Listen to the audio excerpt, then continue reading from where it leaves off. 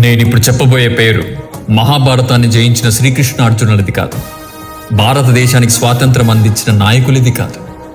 ఓ సామాన్యుడిలా ఉన్న ప్రజా నాయకుడిది, జనసేనుడిది. నాయకుడంటే పదవులే ఎక్కక్కర్లేదు. ఎదుటివాడి గుండెల్లో భయాన్ని చంపి ధైర్యాన్ని నింపి నేనున్నాననే భరోసా ఇస్తే చాలు, ప్రజల గుండెల్లో గుద్దుతారు ఓట్లు.